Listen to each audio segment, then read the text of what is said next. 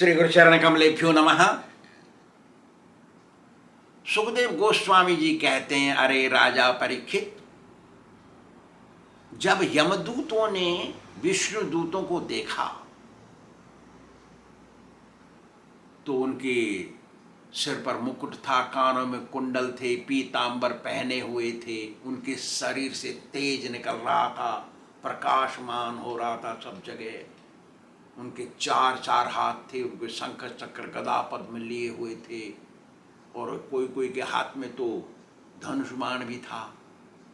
ऐसे देखा ना, और उनकी बड़ाई कर दी उन्होंने। अरे तुम तो ऐसे मालूम पड़ रहे हो, कहीं इतने सुंदर लग रहे हो, इत्यादि इत्यादि सारी बखान कर दी उनकी। लेकिन पूछा, आप बताइए कौन है? हम तो धर्मराज यमराज के दूत हैं, आप कौन है बताइए, और हमको ये जबरदस्ती क्यों रोक रहे हैं इस पापी को ले जाने के में से?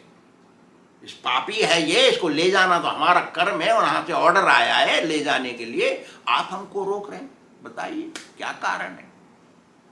तो ये सब सुना देवदूतों ने, भगवान के दूतों ने, और मुस्कुराए, पहले हंसे पहले हंसे और फिर गंभीर वाणी में, जैसे आकाश में मेघ होता है ना, मेघों में जो गड़गड़ गड़गड़ गड़ साउंड होता है, ऐसे आवाजों में बोले। हंसे क्यों? कारण क्या है हंसना? न कारण हंसना इसलिए कि देवदूतों ने सोचा कि यम के दूत कितने मूर्ख हैं, कितने अज्ञानी, इनको पता ही नहीं पड़ रहा है। अरे भगवान के 2 हाथ हैं, 4 हाथ हैं, हजारों हाथ हैं उनके पास तो सारे शस्त्र अस्त्र हैं और चक्र वही लेके रहते हैं। और उन्होंने चक्र देखा, हमारे पास भी चक्र है, देखा हमारे हाथ में चक्र है ना, भगवान के दूतों के हाथ में शंख चक्र गदा पद्म लिए हुए हैं वो, फिर भी नहीं मालूम पड़ रहा। देख रहे हैं हम पीतांबर पहने हुए, भगवान पीतांबर पहनते हैं, देख रहे हैं हमारे सिर में मुकुट है, ज्ञान नहीं हो रहा है।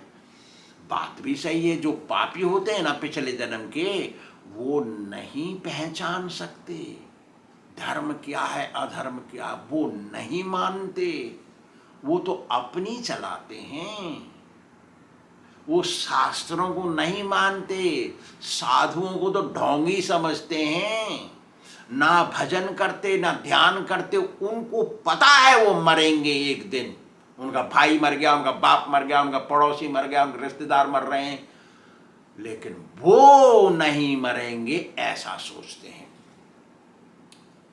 अहनि अहनि भूतानि गच्छन्ति यम मंदिरम शेषा जीवंती जीवतुमिच्छन्ति किमाश्चर्यमतः परम। इससे बड़ा आश्चर्य क्या है? सब देख रहे हैं मर रहे हैं, हमारा बाप मर गया, भैया मर गए, सब मर गए, मर रहे हैं, और हम सोच रहे हैं हम नहीं मरेंगे। कितनी आश्चर्य की बात है। इसलिए जो पापी होते हैं ना, वो शास्त्रों में विश्वास नहीं करते, साधु को ढोंगी बोलेंगे, ढोंगी हैं बहुत, लेकिन जो ढोंगी नहीं है उनको भी ढोंगी सोचते हैं वो, और उन बात नहीं मानते।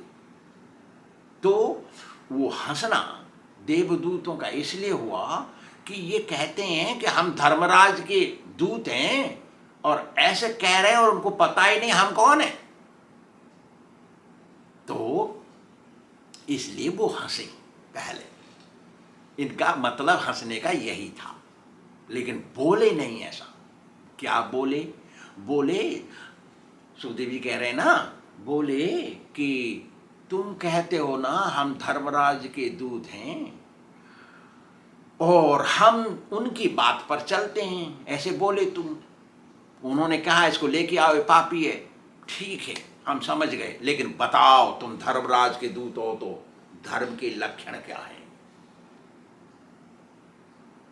धर्म के लक्षण बताओ और धर्म के तत्व के बारे में बताओ। जैसे कोई कह देगा कि हम मुसलमान हैं, हम पादरी हैं, हम पंडित हैं, हम साधु महात्मा हैं, तो पूछे ना कोई, बताओ नमाज कैसे पढ़ी जाती है, बताओ बाइबल में 10 कमांडमेंट क्या हैं, बताओ वेद शास्त्र में क्या लिखा हुआ है, ऐसे। तो विष्णु दूतों ने पूछा यमदूतों को, बताओ धर्म का लक्षण क्या है और धर्म के तत्व के बारे में बताओ असली बात। यमराज को धर्मराज भी कहते हैं, क्योंकि वो धर्म के भी इंचार्ज हैं। जो धर्मात्मा उसको स्वर्ग भेजते हैं, जो पापात्मा उसको नरक में भेजते हैं, उसको सही सही दंड देते हैं, उसको शुद्ध करते हैं। तो दो हैं वो। जैसे जज बैठता है ना कोर्ट कचहरी में, कोर्ट में जज बैठता है अपने चैम्बर में, तो दो वकील जाते हैं वहां पे अपने अपने आदमियों को लेके, और वो अपना आर्ग्यूमेंट देते हैं, ये अपना आर्ग्यूमेंट देता है, और जज दोनों का सुनता है, पक्ष का और विपक्ष का, वादी का प्रतिवादी का, दोनों का सुनता है। सुन करके नियम के अनुसार जो सुना, जो नियम लिखा है पुस्तकों में, उसी के अनुसार निर्णय देता है। जिसके पक्ष में निर्णय गया वो तो सोचता है ये भैया ये तो भगवान है हमारा, क्योंकि वो तो छूट गया। और जिसके पक्ष में नहीं गया, जिसके विरोध में गया, वो सोचता है ये तो भयंकर आदमी है, बड़ा परेशान है, तो कुछ नहीं मालूम इसको, ये तो राक्षस है, ये नहीं होता तो अच्छा रहता, ऐसा सोचता है वो। तो वो सोचता है यमराज है, ये सोचता है धर्मराज है, एक ही आदमी है वहां पे।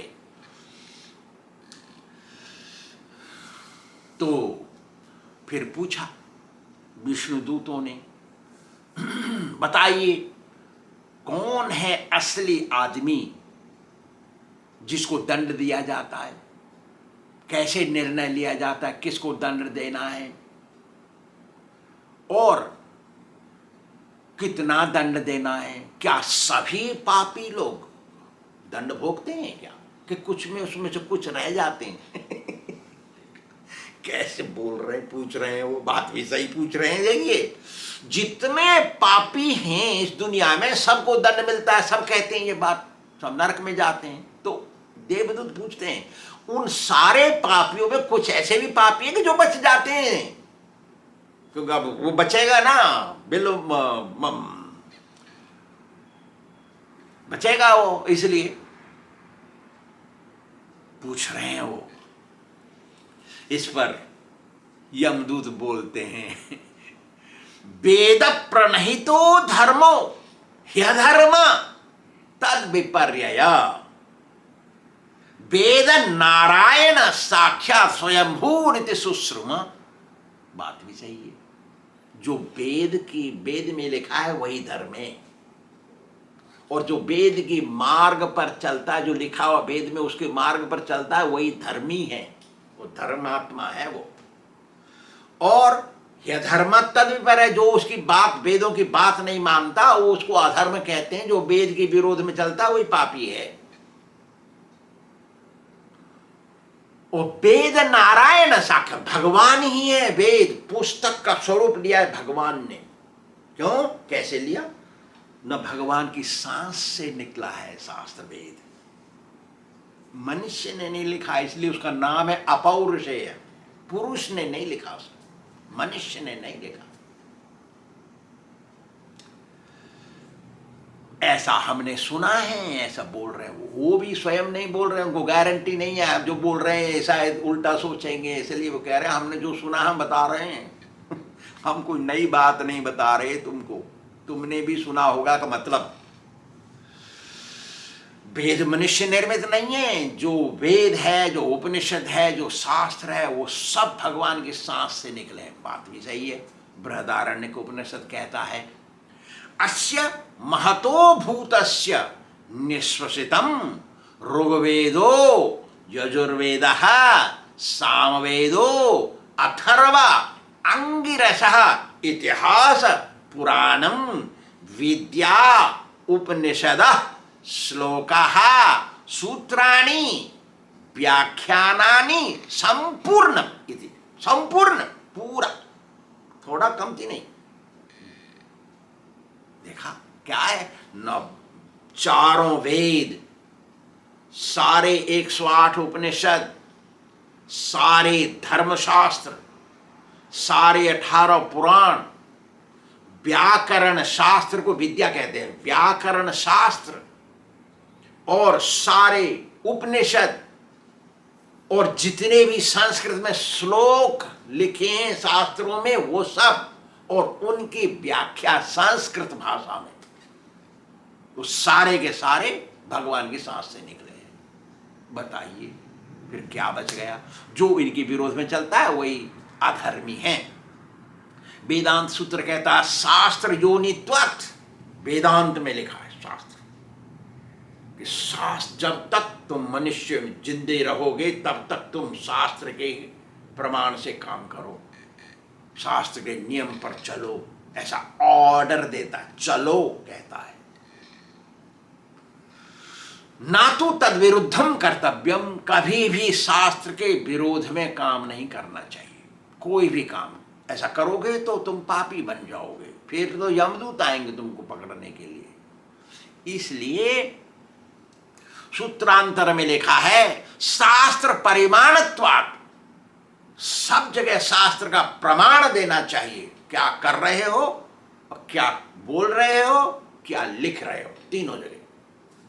क्या कर रहे हो, क्या बोल रहे हो, क्या लिख रहे हो, तीनों जगह शास्त्र के प्रमाण लेके आओ और उनको बताओ कि तुम जो कह रहे हो, कर रहे हो और लिख रहे हो वो सही है। लाओ प्रमाण। यदि प्रमाण नहीं है तो तुम अधर्मी हो गए।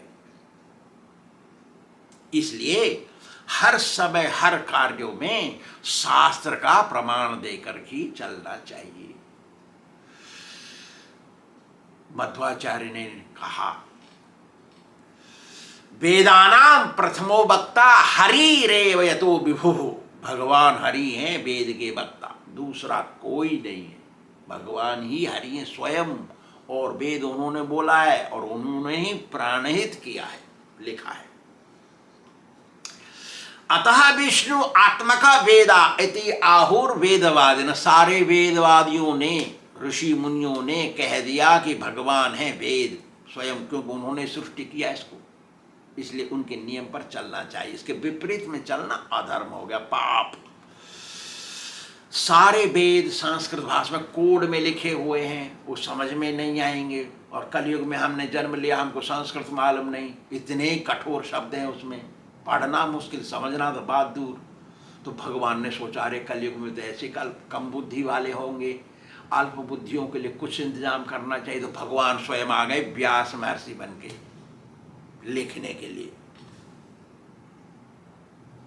व्यास आए, विष्णु रूप आए, इसलिए कहते हैं व्यास ही विष्णु है, व्यास के रूप में आ गए।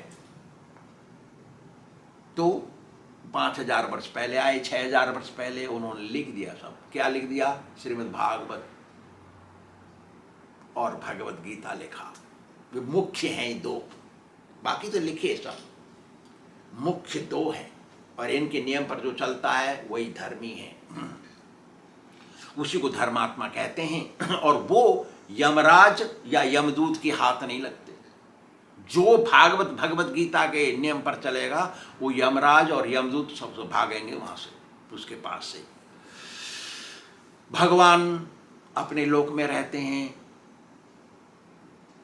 और हम अपना काम दरवाजा बंद करके करेंगे तो कैसे मालूम पड़ेगा कि भगवान हम कर रहे हैं गंदा काम? तो कहते हैं भगवान अपने लोक में तो रहते हैं, बात सही है, लेकिन वो यहाँ इस सृष्टि में अपने एजेंट रखे हैं। भगवान ने अपने एजेंट लगाए हैं हमको देखने के लिए, हमारी 24 घंटा निगरानी करने के लिए। अब यमदूत कहते हैं देखिए साहब कुछ छिपके नहीं रहता, भगवान के एजेंट हैं यहाँ दुनिया में, इसलिए ये पापी है, हम ले जा रहे हैं। कौन कौन है एजेंट? सूर्यो अग्नि खम मरुदेव सोम संध्या अहनि दिशा कम कु स्वयं धर्म इति हेते दैहस्य साक्षिणः। जो मनुष्य हैं उनके साक्षी हैं, जिस देहधारी है उनके साक्षी कौन कौन? नंबर 1 सूर्य देवता जो आकाश में चमक रहा है वो, ठीक है भैया हम दिन में नहीं करेंगे, हम रात में करेंगे। अरे चंद्रमा, देखा, अग्नि, आकाश, वायु देवता, जहां सांस ले रहे हैं तो कैसे नहीं देख पता पड़ रहा है, उसके साक्षी है एक गवाही देने वाला वायु।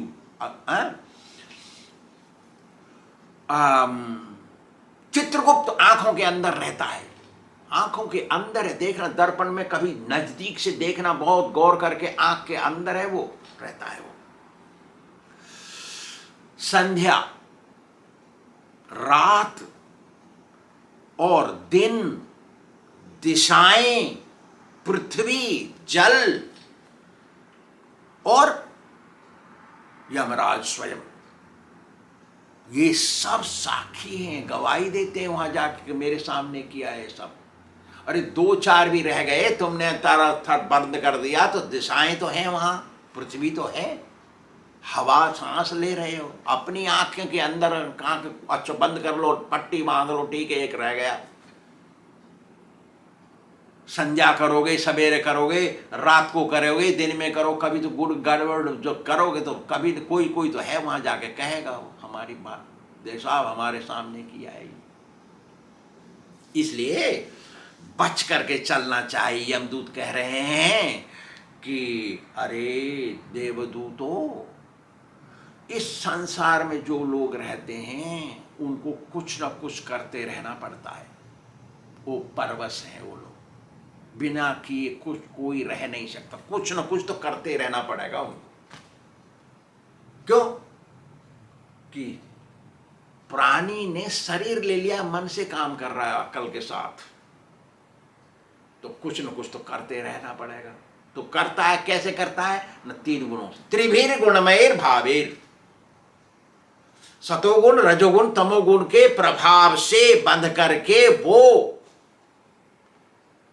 अज्ञान रूपी दल दल की कीचड़ में फंस गया है, वो निकलना मुश्किल, इसलिए वो तो करेगा कुछ न कुछ, पाप और पुण्य दोनों करेगा, अकेला ही नहीं करेगा वो।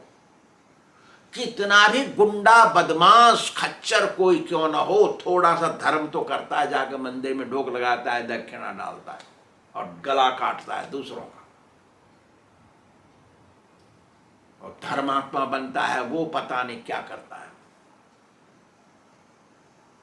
इसलिए तीन गुणों में फंस करके लोग परवश से कार्य कर रहे हैं, और धर्म पुण्य का कार्य, अधर्म का कार्य पाप। इसलिए भगवान भी गीता में कहते हैं ना, न ही कश्चित क्षणमपि जात तिष्ठत्य कर्म कृत, बिना कर्म के वो रहेगा ही नहीं। कार्यते ह्यवशक कर्म, क्योंकि वो अवश्य हैं, उनके बस में नहीं है, वो नहीं रह सकते बिना कुछ किए। सर्व प्रकृतिर जय गुणे, तीन गुणों से बंधे हुए हैं। इसलिए कृष्ण भजन करना चाहिए, गुरु जी की बात पर चलना चाहिए, शास्त्र के नियमों का पालन करना चाहिए, तभी हम यमराज से, यमदूतों से बच सकते हैं। श्री राधा गोविंद भगवान की जय।